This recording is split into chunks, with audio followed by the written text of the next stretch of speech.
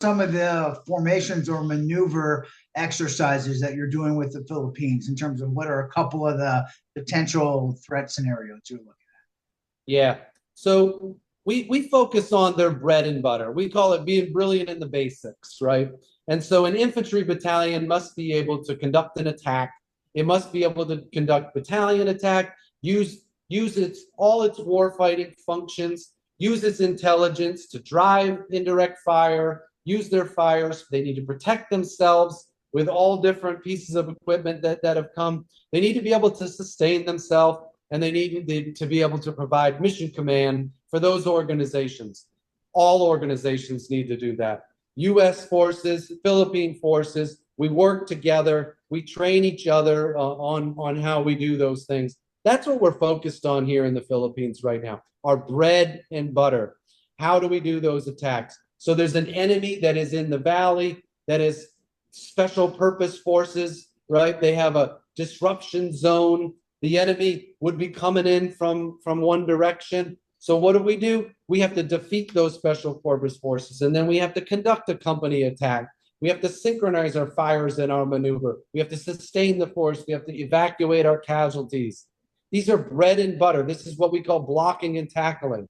That's what we're focused on out here, is the blocking and tackling. And some of the new equipment that we have that's out here allows us to do the blocking and tackling a little bit different, and a little bit better and more efficient at times. Well, that's excellent, Colonel. You were talking about combined arms maneuver in an extent, and to what extent have new technologies impacted newer concepts of operation regarding combined arms maneuver in an environment like the jungle with newer technologies moving more in an expeditionary way, maybe integrating air support? Yeah. The thing that the new equipment does is it allows us to protect our organization and our soldiers' lives without having to expose them to an enemy, to a situation right up front. So first off, we have ways of detecting where the enemy may be.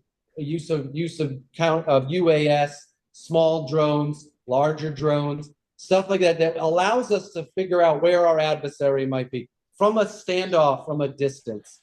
It allows us to detect where the enemy may be. Where might their indirect fire come from? We can detect that at range so that we can protect ourselves with electronic warfare and not expose our sons and daughters, our precious resources, to unnecessary risk while we're out there.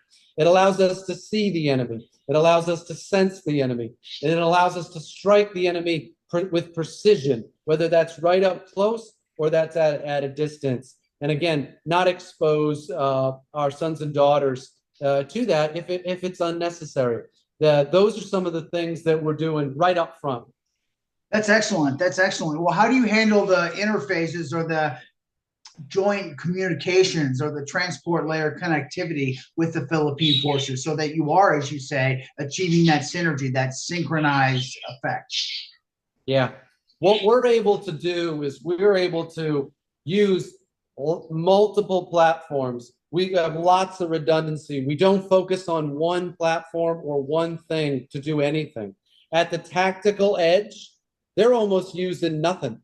At the tactical edge, they're out there on the front lines communicating with hand and arm signals, if you will, back to somebody who's communicating to another level of command, who's communicating back to a higher level of command with more information, more accurate information, more detail. So the way we share with our partners is we share what can be shared common to everybody. And then as layers start to come on top of it, whether it be levels of classification or higher information that not everybody is privy to include myself, those things are held at higher levels. But when you look down at the lower level, everybody's working off what we call a common operating picture, and to be able to see the same things that they do. I want to caveat with that for a second, and that it's that everybody brings different skills to the fight.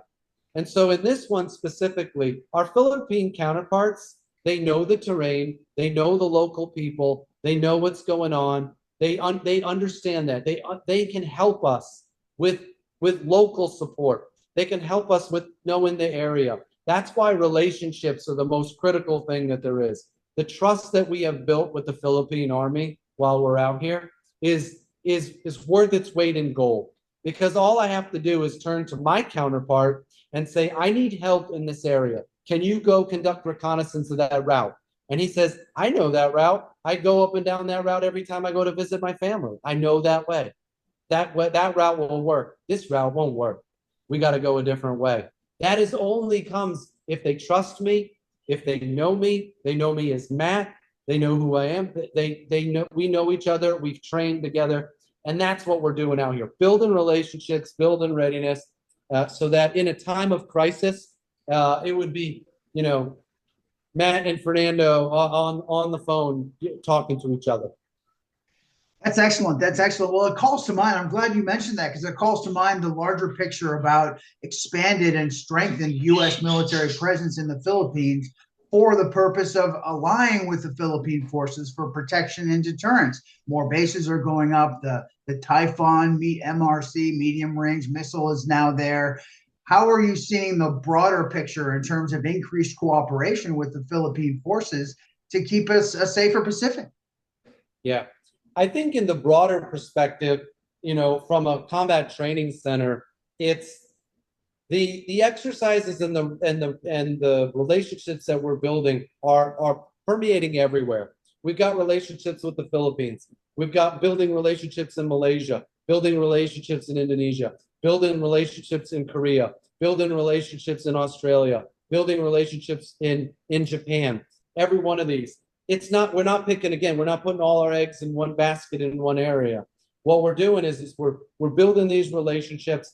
We're starting to plan out training exercises. What do you need? Where do you need help? How can we help? How can we train our soldiers, right? Our Compo 2 and our Compo 3 organizations, they also need to be prepared. They need training.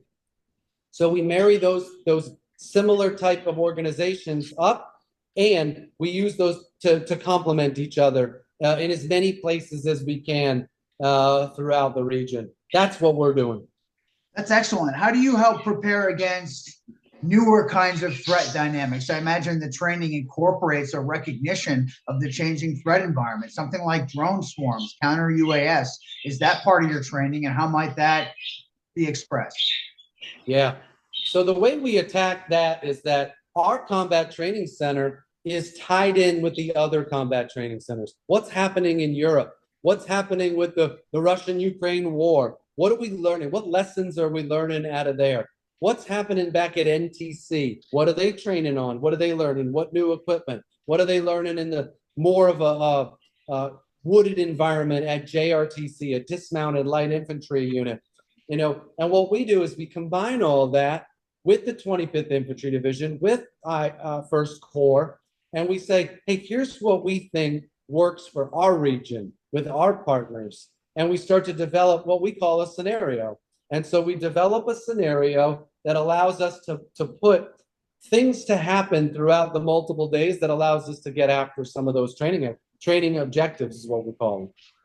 Roger that. So you have ground fire sensors or mini drones themselves that would look to detect something like that and then coordinate the response with U.S. and Philippine forces.